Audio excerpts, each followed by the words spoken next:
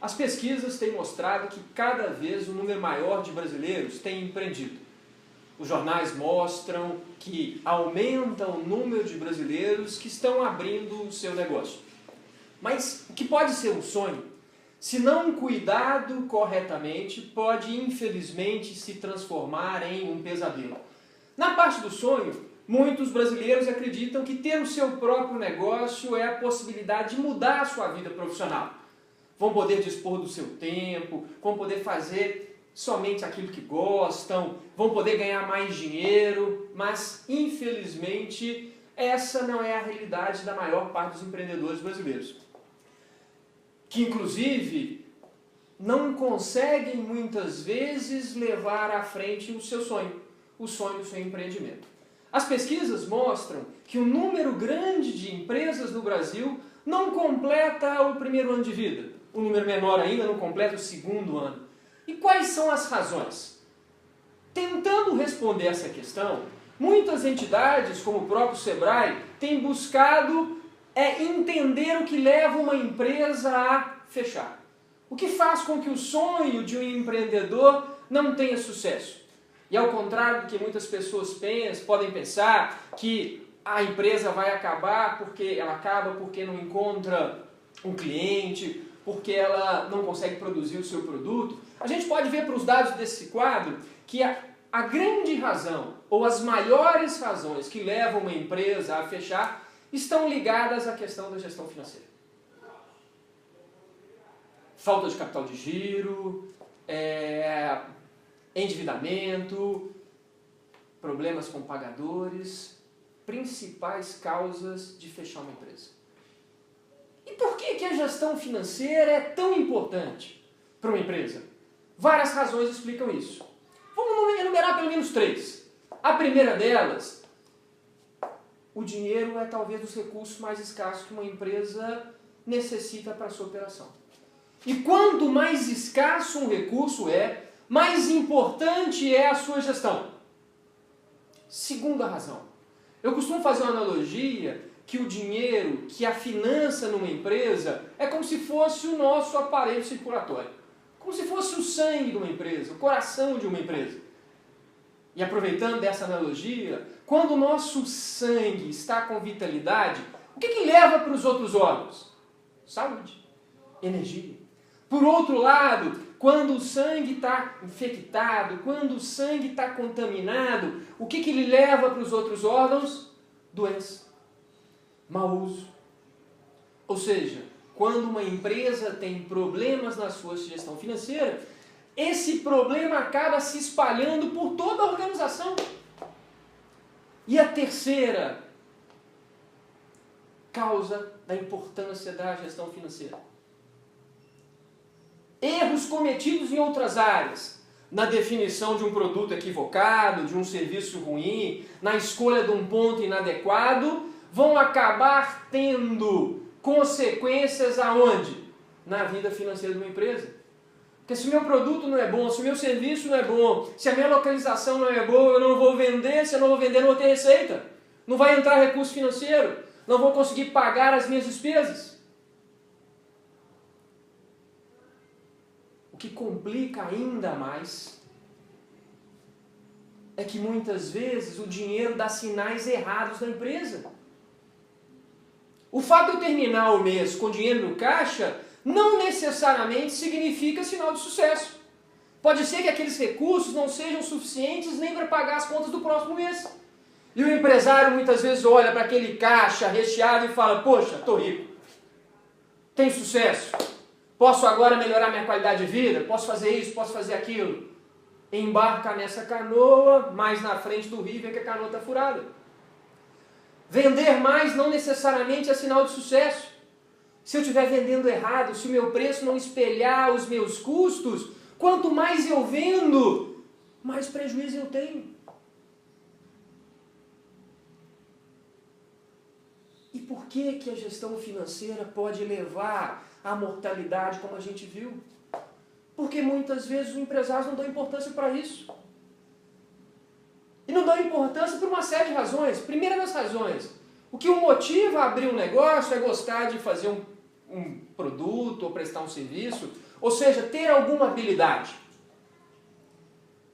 Ele acredita que se ele focar nessa habilidade de fazer bem aquele produto, ou de prestar bem aquele serviço, a empresa naturalmente vai ter sucesso. Mas não vai ter. Ele precisa de uma série de outras ações de gestão. Ah, mas eu não gosto de mexer com planilha, eu não gosto de mexer com número, eu gosto de fabricar, eu gosto de prestar o serviço. Mas é importante preencher planilha, é importante tratar os números. E a falta de planejamento faz com que o empresário viva na gestão bombeiro. O que é gestão bombeiro? Apagando o incêndio a cada dia. Então, quando ele detecta o problema, o fogo já está alto. E muitas vezes ele tem pouco ferramental, poucos aparelhos para poder o que? Apagar esse incêndio. E o incêndio acaba consumindo a empresa. O próprio empresário muitas vezes tem culpa nesse problema, porque ele acaba misturando a vida financeira pessoal da vida financeira da empresa. E essa mistura acaba trazendo ainda mais consequências negativas. Qual que é a única forma de evitar esse problema? Estabelecer um muro. Um muro bem claro, um muro bem definido entre o que é vida financeira do empresário e o que é vida financeira da empresa. E controlar as duas. E como é que eu controlo as duas? Vamos falar primeiro da empresa. Eu posso utilizar de uma série de ferramentas de controle financeiro para me ajudar a fazer a gestão da minha empresa. O que são ferramentas? Algo que me ajuda a realizar uma tarefa. E qual que é a principal tarefa do gestor? Levantar informações.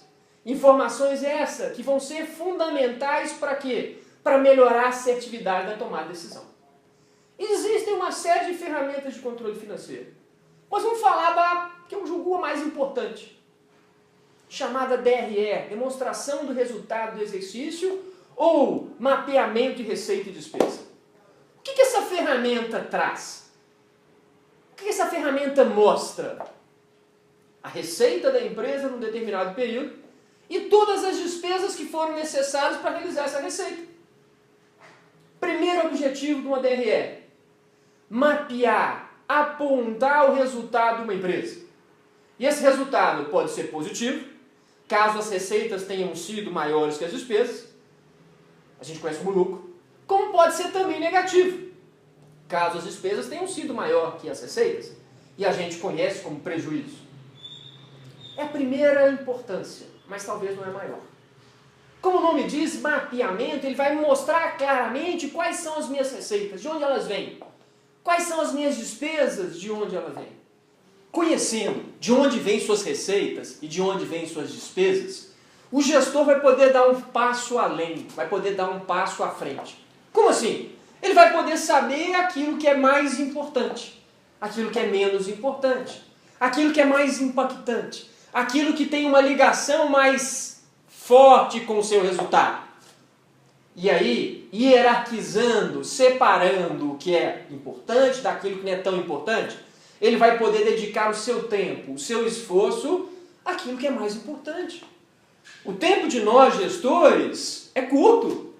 Se eu gasto esse tempo com algo que não tem impacto no meu resultado, eu estou perdendo tempo.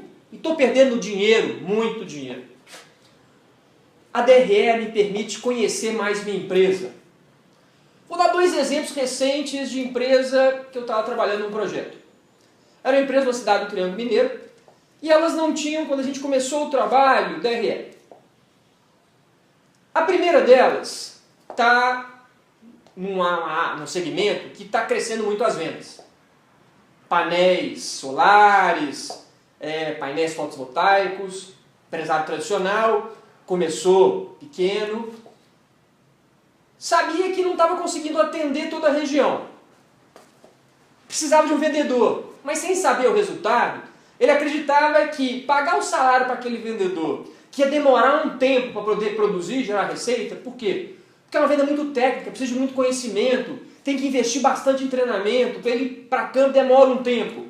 Ele achou que o resultado dele ia cair. quando ele teve a DRE, quando ele viu o resultado, que inclusive estava melhor do que ele imaginava, ele pode inclusive simular qual seria o impacto do salário desse vendedor. E viu que o resultado dele continuaria satisfatório. Esse era o empurrão que faltava para ele contratar essa pessoa. Sem pressão nenhuma de gerar receita no primeiro momento. Podendo trabalhar bastante a cultura, a filosofia da empresa, a capacitação técnica para poder gerar a venda lá na frente. Um outro caso, de feira tradicional da cidade, por questões particulares da dona, que deixou um pouco de lado o negócio, a empresa estava indo montanha abaixo. Dívida com fornecedores, fez a DRE. O que ela percebeu?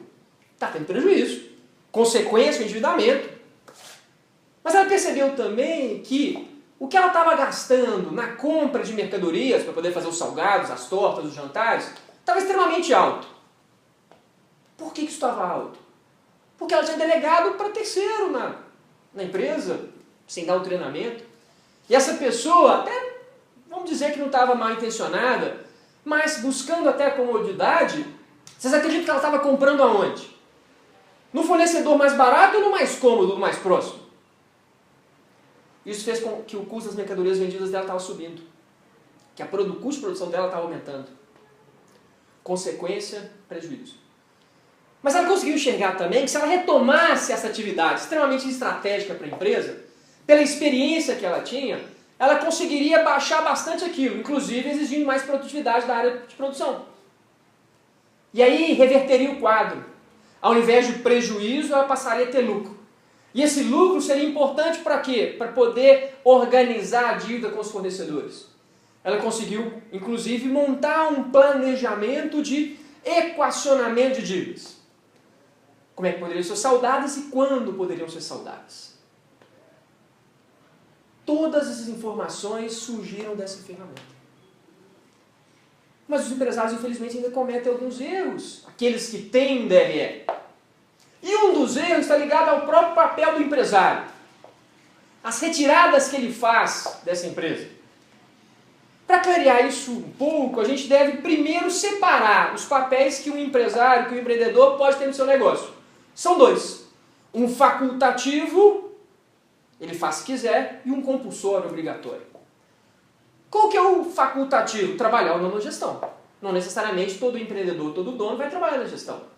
Mas se ele trabalhar, ele vai fazer, ou ele vai ter direito ao quê? Uma remuneração. Todo trabalho deve ser remunerado. Toda atividade deve ser remunerada. No caso do empreendedor, tem um nome mais bonito, prolabore. Mas a grande questão, como que eu defino o valor desse prolabore? Infelizmente, a maior parte dos empreendedores brasileiros definem um prolabore pelo aquilo que precisam. Quanto que eu preciso para pagar minhas contas? Esse é o meu prolabore. Mas será que a empresa tem condição disso? E a gente acompanha no campo um monte de exemplos de empresas que tinham tudo para dar certo. Mas o empresário foi com tanta sede ao pote que a empresa morreu. Não porque tinha um negócio ruim, mas porque ele quis tirar mais do que ela podia dar. Como é que eu defino esse valor? Poxa, um exercício bacana que a gente sugere é: pense que você vai deixar de fazer todas as tarefas que você faz na empresa hoje. Por uma razão, vai ter que se afastar. Vai ter que substituir, contratar uma pessoa, um funcionário. Quanto você pagaria para esse funcionário? O que você vai pagar para o funcionário depende da responsabilidade, das tarefas e até do tamanho da sua empresa. Mas já começa a ser um balizador para o prolabore. Só que o empresário tem outra função na empresa, compulsória, obrigatória, que é o quê? Ser dono. E como dono do negócio, o que ele tem direito? Ao lucro. E muitos empresários falam: não, essa minha retirada é meu lucro. Mas ele não tem uma ferramenta para medir lucro. Será que o negócio está tendo lucro mesmo? Será que ele está tirando alguma coisa que ele imagina ter quando não tem? Ele está aumentando o prejuízo. Então, para distribuir lucro, eu preciso primeiro medir qual é o lucro da minha empresa. E eu tenho, inclusive, que ter claro que eu não posso retirar todo o lucro para o sócio. Por quê? Porque uma parte dos lucros vai ser fundamental para o crescimento da empresa, para a manutenção da competitividade dessa empresa. Essa reflexão é extremamente importante. Infelizmente, um número grande de empresas no Brasil acaba sucumbindo pela sede dos seus empreendedores, dos seus donos.